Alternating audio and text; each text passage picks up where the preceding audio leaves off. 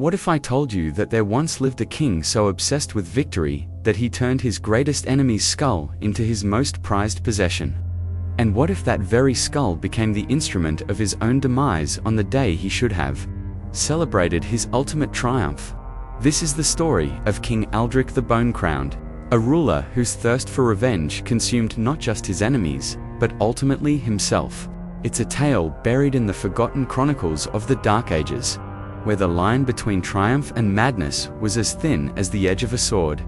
Our story begins in the year 867, in the mist-shrouded kingdom of Velthorn, nestled between what we now know as the Scottish Highlands and the Norwegian Fjords. This was a land where winter lasted 8 months of the year, and where kings were made not by birthright, but by the sharpness of their blade and the coldness of their heart. King Aldric had ruled Velthorn for 12 years, when his world was shattered by the arrival of Ragnar the Red-Eye, a Viking warlord whose very name made seasoned warriors weep like children. Ragnar had carved a path of destruction across 7 kingdoms, leaving behind nothing but ash and the echo of screams. But Velthorn was different. Velthorn had Aldric. The war between them lasted 3 brutal years. 3 years of burning villages, of children orphaned before they could speak, of harvests that rotted in fields too dangerous to tend. Ragnar's forces were superior in number and experience, but Aldric possessed something his enemy lacked: an absolute refusal to accept defeat, no matter the cost. The turning point came during the Battle of Crow's Hollow, on the winter solstice of 870. The ground was frozen so hard that when men fell, they shattered like glass. Aldric had lured Ragnar's army into a valley surrounded by steep cliffs, and as the Viking forces charged, Aldric triggered an avalanche that had taken his men 6 months. To prepare, the snow and rocks fell like the wrath of ancient gods, burying 2,000 warriors in seconds.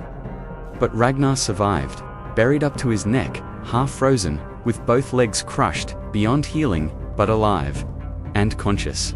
This is where our story takes its first dark turn. Any honorable king would have granted his defeated enemy a warrior's death, swift and clean. But Aldric was no longer thinking like a king. He was thinking like something else entirely. Instead of ending Ragnar's suffering, Aldric ordered his enemy to be dug out and transported back to Velthorn's capital. There, in the deepest dungeon of the royal castle, Ragnar was kept alive, fed just enough to prevent death, given just enough warmth to prevent the mercy of freezing. For 47 days and 47 nights, Aldric visited his prisoner. What transpired in that dungeon was never recorded in official chronicles, but the servants who brought food spoke in whispers of strange sounds echoing from the depths. They spoke of the king emerging each morning with wild eyes and hands stained red.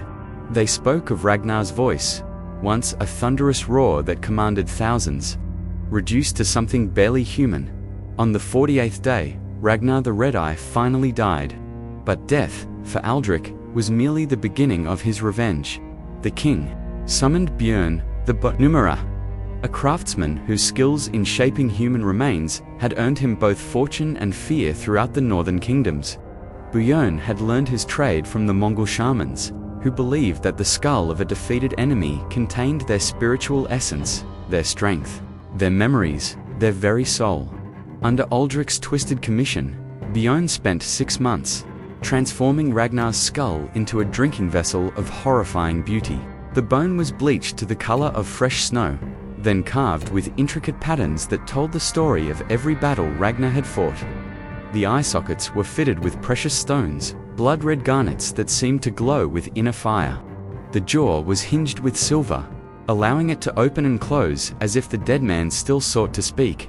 But the most disturbing detail was saved for last. Using techniques known only to the northern shamans, Björn preserved portions of Ragnar's brain tissue within the skull cavity, sealing it with blessed wax and herbs. The belief was that this would trap the enemy's spirit inside, forced to witness every moment of Aldric's triumph. When the skull chalice was completed, Aldric declared that it would be used for one purpose only: to toast his own coronation as Emperor of the Northern Realms. You see, defeating Ragnar had opened the door to conquering the surrounding kingdoms. One by one, They had fallen to Aldric's increasingly ruthless campaigns. The coronation was set for the spring equinox of 872, exactly 2 years after Ragnar's death. Kings and lords from across the known world were invited to witness Aldric's transformation from mere king to emperor. The feast prepared for the celebration was legendary, even by medieval standards: roasted peacocks stuffed with songbirds, wine aged for decades in sacred caves, fruits imported from lands so distant their names were considered myths. But the centerpiece of the ceremony would be Aldric drinking from Ragnar's skull. Filled with mead, blessed by 12 different priests, and fermented with honey from hives that had never known winter. The day of coronation dawned with an unseasonal darkness. Storm clouds had gathered during the night, blocking out the sun completely. The wind howled through the castle like the voices of the unburied dead, and several guests reported seeing strange figures moving in the shadows. Figures that seemed to watch the proceedings with hollow, accusing eyes. As noon approached, Aldric stood before his assembled court wearing a crown of black iron adorned with the teeth of fallen enemies. In his hands, he held the skull of Ragnar the Red-Eye, filled to the brim with the ceremonial mead. The liquid had turned an unnatural color overnight, not the golden amber of honey wine, but something darker, like congealed blood. The assembled crowd fell silent as Aldric raised the skull chalice above his head. His voice, when he spoke, carried across the great hall like thunder. Today, I drink the strength of my greatest enemy. Today, I consume the power of all who would stand against me. Today, I become immortal. He brought the skull to his lips and drank deeply. The entire court watched in fascination and horror as the dark liquid disappeared down the new emperor's throat. Aldric drained the chalice completely, then held it aloft once more, showing that it was empty. Then something extraordinary happened. Aldric began to laugh. At first, it seemed appropriate. The laughter of a victorious ruler celebrating his ultimate triumph. But, as the seconds passed, the laughter grew stranger, louder, more desperate. It became the sound of a man who had seen something so absurd, so cosmically ridiculous, that sanity itself had become meaningless. The assembled nobles shifted uncomfortably as Aldric's laughter echoed off the stone walls. Some tried to join in, thinking it was part of the ceremony, but their forced chuckles only made the scene more unsettling.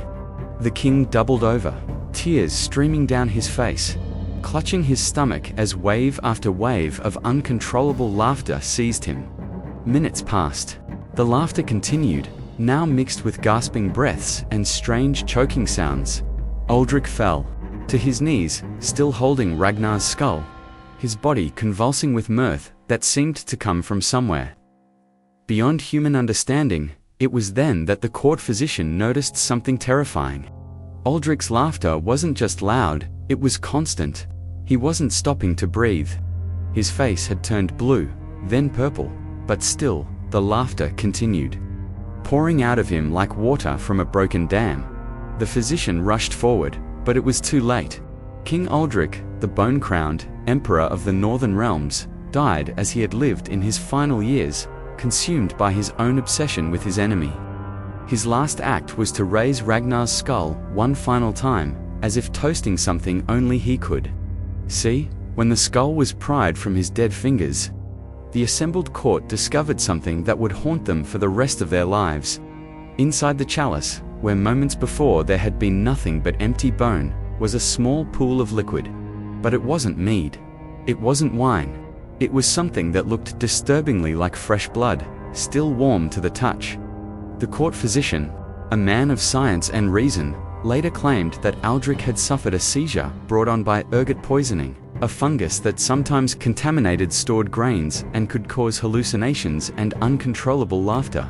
But the servants who had prepared the mead swore that the grain used was fresh, tested, and pure.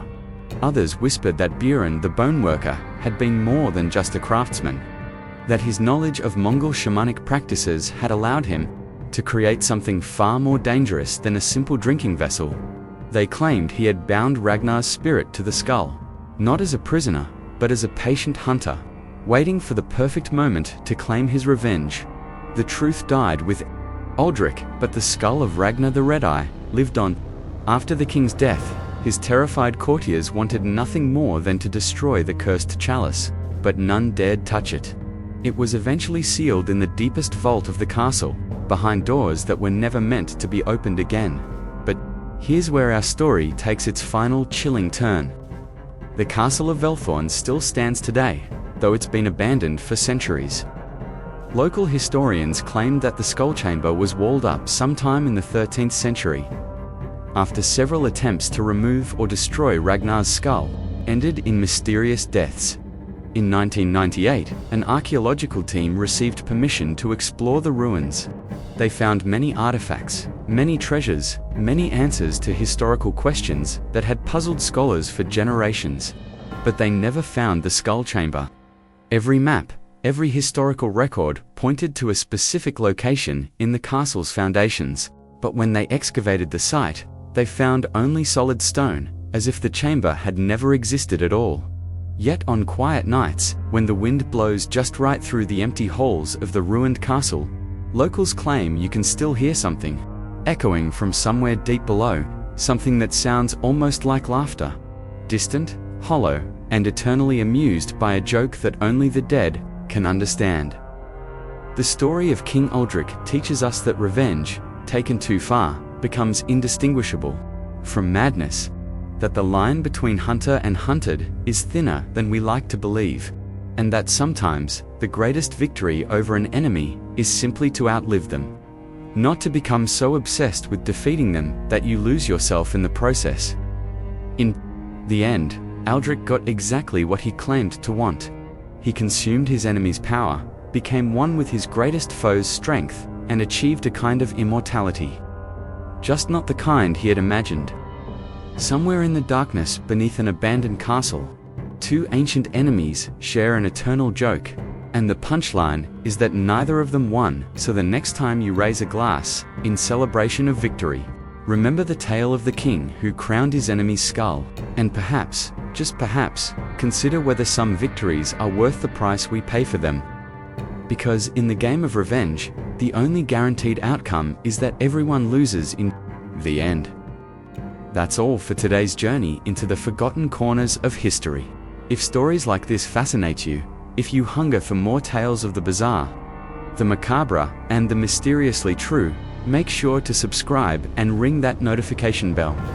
Because history's darkest secrets are waiting to be uncovered, and some of them are far stranger than any fiction we could imagine.